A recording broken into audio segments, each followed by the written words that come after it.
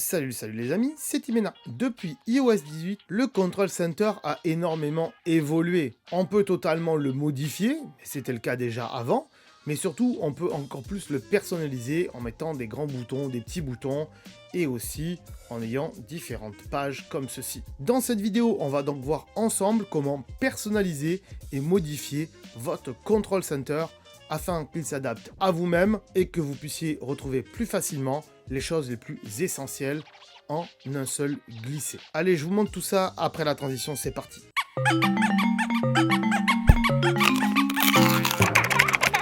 Donc ce que je vais vous montrer aujourd'hui dans cette vidéo ne pourra être fait que si vous avez installé sur votre iPhone iOS 18. Si vous n'êtes pas sûr de l'avoir ou si vous ne savez pas comment mettre à jour votre iPhone, j'en ai fait une vidéo dédiée. Je vous mets bien sûr le lien en description et aussi en suggestion à la fin de cette vidéo. Comme ça au moins, vous serez certain. Pour ceux qui ne connaîtraient pas, parce que c'est possible, qu'est-ce que le Control Center?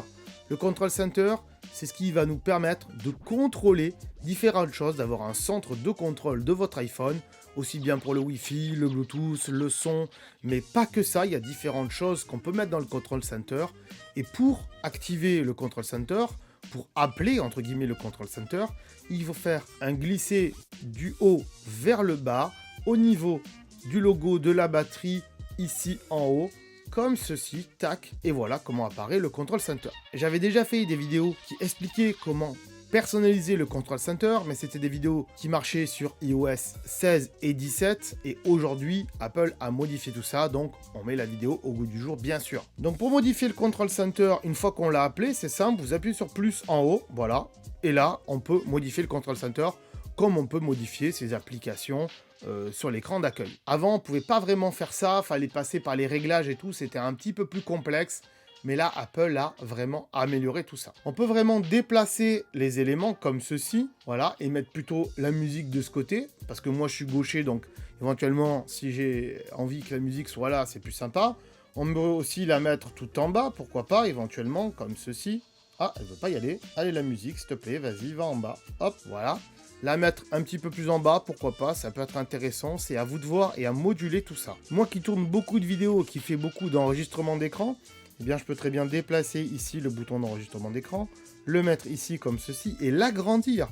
Parce que là, il est tout petit, mais je pourrais très bien l'agrandir. Vous voyez, Apple ici a mis des petits arcs de cercle. Ces petits arcs de cercle, c'est nouveau chez Apple, c'est apparu avec le Vision Pro, c'est-à-dire le casque VR AR d'Apple, qui nous permet d'agrandir des fenêtres, nous montrer qu'on peut agrandir des choses. Donc si ici je mets mon doigt et que j'agrandis ici, alors des fois ça marche pas très bien, je vais pouvoir comme ça, voilà, agrandir le truc d'enregistrement, comme ceci.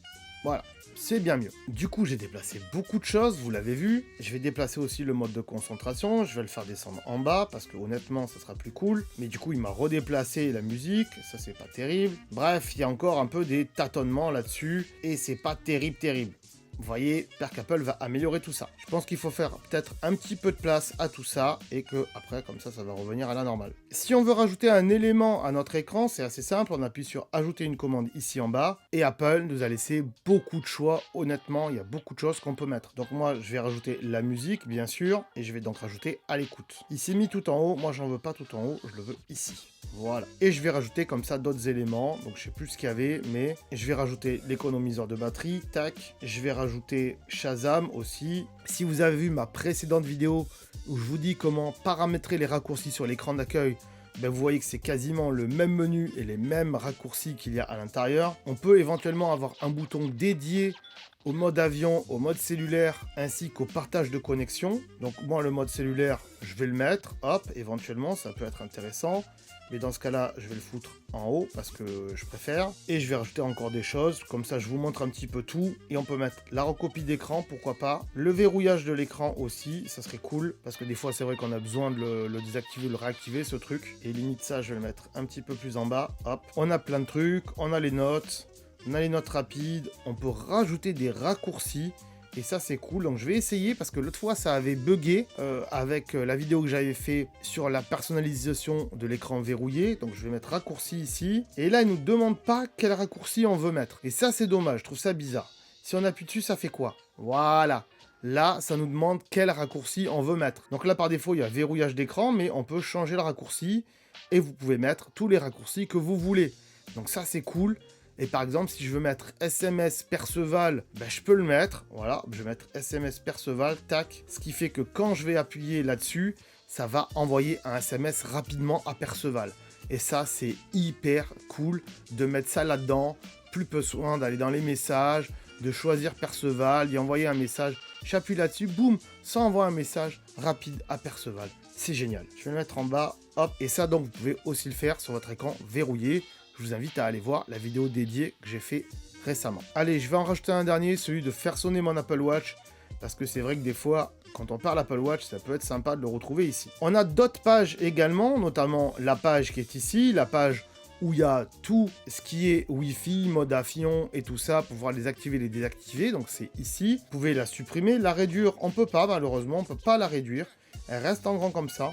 On peut éventuellement la déplacer et la mettre plus bas ou plus haut, en faisant comme ceci, en la maintenant et en la descendant ou la montant, mais ça va être galère. Vous voyez, c'est galère un petit peu, ce genre de truc. Tac, je vais réessayer, mais honnêtement, ça marche pas. Voilà, c'est un peu complexe. Ici, en dessous, il y a tout ce qui est musique, hein, voilà. Et en dessous, on peut rajouter encore des pages. Alors, je sais pas combien on peut rajouter, mais on peut rajouter beaucoup de trucs. On peut mettre tous les éléments, éventuellement. Ça sera à vous de voir. Je vais revenir tout en haut. Ici, quand vous avez fini, vous maintenez le doigt. Voilà, vous appuyez sur le côté, tout simplement, et ça valide. On va voir que si j'appuie sur musique ici, tac, en fait, ça va m'ouvrir exactement la même chose qui est plus bas, c'est-à-dire le contrôle de la musique. Donc ça, c'est à vous de voir. Si vous voulez le mettre ici ou qu'il soit que en dessous là, mais c'est la même chose. Pareil pour tout ce qui est data et compagnie. Hop, si on appuie dessus, ça nous met le menu qui est en dessous en fait. Ça change pas grand chose, c'est juste que ça le développe. Donc du coup, est-ce qu'un simple icône ici suffirait plutôt que ce gros carré? C'est à voir. Voilà les amis, je pense avoir fait le tour de la personnalisation du nouveau Control Center depuis iOS 18. Si vous avez des questions, des suggestions, n'hésitez pas à me les marquer en commentaire, j'essaierai d'y répondre. Si cette vidéo vous a plu et qu'elle vous a appris quelque chose, n'hésitez pas à mettre un petit pouce vers le haut, un petit pouce bleu. Également à vous abonner si ce n'est pas déjà fait. De 1 parce que c'est gratuit. Et de 2, parce que je vais faire d'autres vidéos d'astuces et j'en fais plein sur ma chaîne. Donc n'hésitez pas à aller les voir. Pensez aussi à aller me suivre sur mes réseaux sociaux. Instagram où je mets aussi des petites astuces en mode carrousel. Et également sur TikTok avec des petites vidéos très sympatoches. On se dit à très bientôt sur la chaîne. Ciao, bye bye.